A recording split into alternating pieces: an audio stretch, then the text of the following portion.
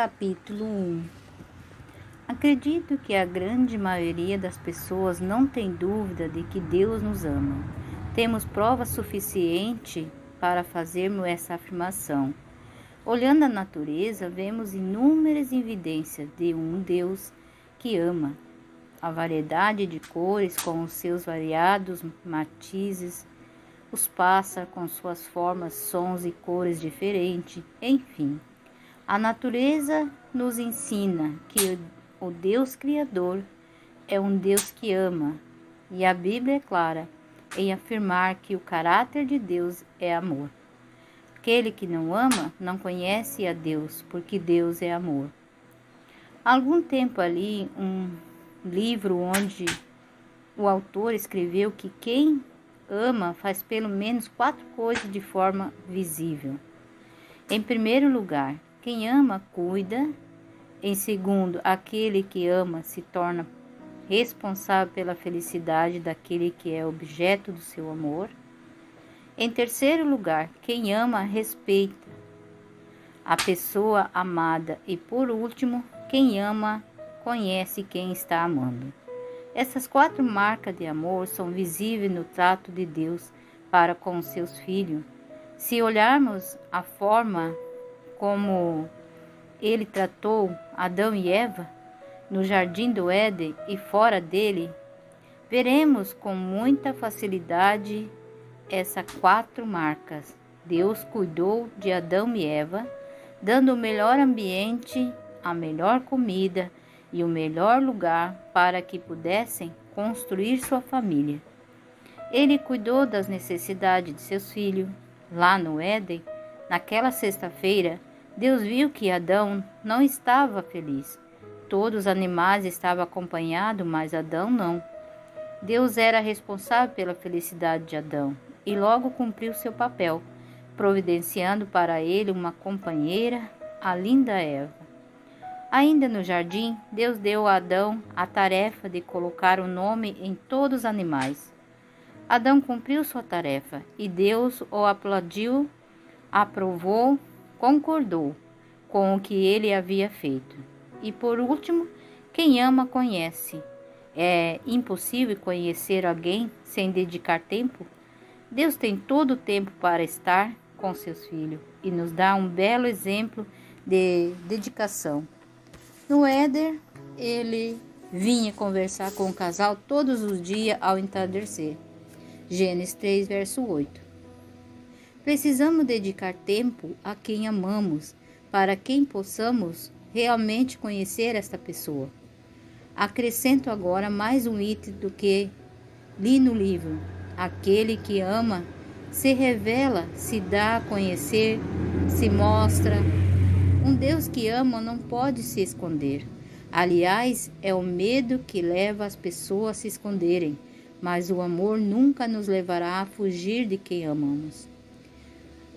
Um Deus que ama se revela, mostra o que pensa, o que sente e como espera que seus filhos vivam aqui neste mundo. Há um outro detalhe, só nos revelamos às pessoas que julgamos importante para nós.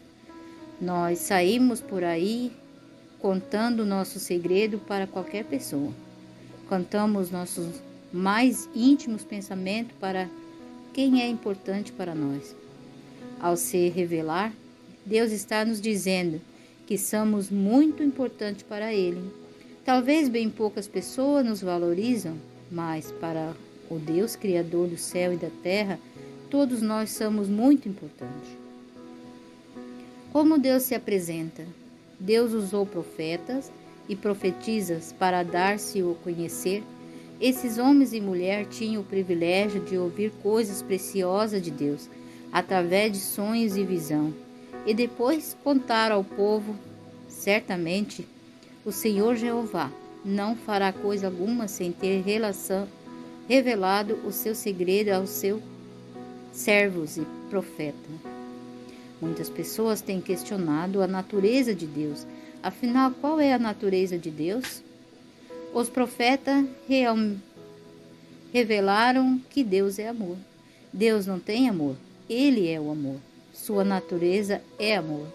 Essa foi a grande mensagem que os profetas tiveram o privilégio de transmitir. 1 João 4, verso 8. Portanto, a natureza de Deus é amor, não porque Ele ama, mas porque Ele é o amor. Os profetas revelaram algo mais sobre a natureza de Deus. Ora, o Senhor é o Espírito, e onde está o Espírito do Senhor, aí há liberdade. O fato de Deus ser amor e ser Espírito significa que Ele tem uma natureza espiritual marcada pelo amor. Lembre-se, ser de natureza espiritual é ser da natureza amorosa, e ser de natureza amorosa é ser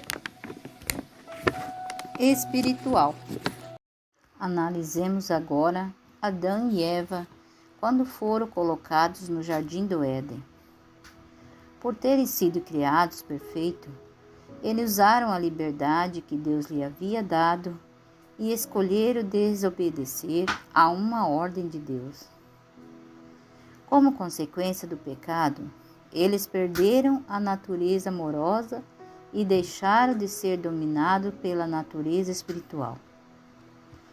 Isso não quer dizer que estamos perdidos para sempre, pois um Deus que ama, cuida e se revela. Há salvação para o culpado e os profetas revelaram o plano para isto. Crê no Senhor Jesus Cristo e serás salvo tu e tua casa. O processo de redenção restaurará no homem a natureza espiritual e, consequentemente, a natureza amorosa. Devemos lembrar que seremos tão ou mais santo quanto mais e mais a natureza amorosa for se desenvolvendo em nós. Santo não é aquele que é conazado, mas é aquele que começa a desenvolver a natureza amorosa de Cristo. Santo é aquele que cada dia busca viver como Cristo viveu. O maior milagre de um santo não é a cura de alguém, mas a cura de si próprio. Neste mundo somos santos não quando deixamos de pecar, mas quando desenvolvemos uma natureza amorosa. Ter essa natureza significa sofrer pelo bem do outro. As pessoas que convivem conosco precisam ver em nós essa natureza. Ser transformado pelo Espírito é estar disposto a sofrer para que a natureza espiritual ou amorosa seja restaurada em nós. Ter a natureza amorosa não significa que nunca mais vamos sentir um momento de irritação, mas quando isso acontecer, logo haverá uma reação de natureza amorosa que já estará forte em nossa vida. E então procuraremos a pessoa ofendida para pedir perdão. O sonho de Deus. O grande sonho de Deus é ver seus filhos reagindo contra o mal, que está impregnado em nosso corpo. É ver cada dia nos seus filhos a natureza amorosa ficando mais e mais forte até este ponto. O amor é sofredor, benigno, não invejoso, não trata com leviandade, não se esmorbece, não se porta com a indecência, não se irrita, não sujeita o mal, não julga com injustiça, mas julga com a verdade. Essa é a insistência de que é uma natureza amorosa. Paulo está falando da natureza de Cristo. Assim viveu Cristo, assim devem viver os que dizem ser cristãos. E essa é a nossa luta diária. Precisamos lutar contra as nossas tendências e aceitar que a natureza amorosa de Cristo é o nosso alvo. Quando compreendemos a natureza de Deus como sendo espiritual e que isso significa que é uma natureza amorosa, então estaremos conhecendo a Deus no sentido mais amplo e profundo. Cristo Jesus, em seus relacionamentos e obra, oferece uma clara visão de como o homem foi criado e para que foi criado. A Bíblia nos confirma isso. A Bíblia foi escrita para nos ajudar a conhecer a Deus e os seus caminhos. Ela existe para nos motivar e nos desafiar a seguir o plano de Deus. Ela apresenta como muita honestidade e exemplo de pessoas que viveram intensamente a natureza amorosa e outros exemplos de pessoas que a desprezaram.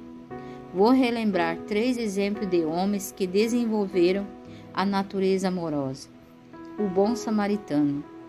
O Dr. Lucas narra a história do bom samaritano no capítulo 10 do seu livro. Quem revelou a natureza amorosa? Quem estava cuidando dos deveres religiosos ou homem com ocupações comuns? Embora aqueles homens estivessem cuidando da religião, ele não tinha natureza amorosa. Essa natureza não é desenvolvida pelos títulos, cargos ou quando trabalhamos o dia inteiro para Deus. Na história, 2 homens dedicavam todo o seu tempo a Deus e a sua obra aqui nesta terra, mas não eram homens espirituais ou não tinham a natureza amorosa. Mulher adúltera. No Evangelho de João, no capítulo 8, ele narra a história da mulher adúltera. Ela foi levada por homens sérios e que prezavam pela ética e pelos bons costumes. Mas, ao usar esse triste exemplo de uma sociedade corrupta, eles evidenciaram um mal muito maior do que a prostituição.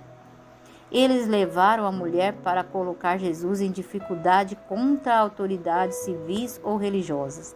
Para qualquer lado que Jesus fosse, ele teria problema. Os homens corretos aos olhos humanos, diante de Jesus e da mulher adúltera, mostraram o mal que o consumia, o ódio, a vingança e a inveja. Jesus tratou a mulher como devemos tratar os que erram, não condenar pelo fato de estar no erro e nem apoiar a comunidade do mesmo. Só quem for espiritual e possuir uma natureza amorosa forte conseguirá condenar o pecado e amar e respeitar o pecado. A crianças. O evangelista Mateus cita no capítulo 19 e o verso 13 o momento em que as mães levaram seus filhos para que Jesus o abençoasse. Os discípulos reclamaram que Jesus não tinha tempo para fazer coisas simples, como orar pelas crianças. Jesus reagiu ao ver tal comportamento e pediu que deixasse livre as crianças para irem até ele. Mateus 19, verso 14. Jesus apelava para que os respeitados homens de seu tempo olhassem mais para as crianças. Em verdade vos digo que, se não vos converterdes e não vos fizerdes como meninos, de modo algum entrareis no reino do céu. Quando crianças brigam, quanto tempo dura? E quando o adulto briga, quanto tempo dura? A criança expressa com naturalidade o espírito de perdão, mas vai acrescentando e perde o espírito de natureza amorosa. E aí está toda a base dos conflitos. As crianças já nascem com a inclinação para o mal, mas natureza amorosa é a mais marcante e ela pode fazer coisas maravilhosas que envergonham muitos adultos. Julius, um menino americano de 9 anos, se preparava para desfrutar as férias de verão, mas antes que as aulas acabassem, ele estava se comportando de uma forma muito estranha. Não queria mais brincar nem comer, estava muito apático com as coisas normais de uma criança. O médico foi consultado e mais tarde o terrível diagnóstico: Julius estava com câncer. Precisava fazer quimioterapia e todas as suas férias de verão foram gastas com médicos e exames. O ano escolar estava começando e Julius não queria ir à escola. Os pais, psicólogos, trabalharam intensamente para que ele enfrentasse os colegas com os sinais da quimioterapia. Ele aceitou ir para a escola, mesmo não tendo cabelo. A professora de Julius soube da dificuldade que ele estava enfrentando e tentou ajudá-lo. No primeiro dia de aula, Julius chegou quando todos já estavam na sala. O pai o deixou na porta e agora ele teria que encarar os colegas sem nenhum cabelo. Quando ele entrou na sala, teve uma surpresa. Todos estavam carecas. A professora, os meninos e as meninas, todas fizeram carecas para que Júlio se sentisse melhor. Quem ama conhece a dor do seu irmão. Quem ama sabe se colocar no lugar da pessoa que está sofrendo. Quem ama busca conhecer a pessoa que ama. Deus te ama e Ele vai cuidar de você, caso seja permitido.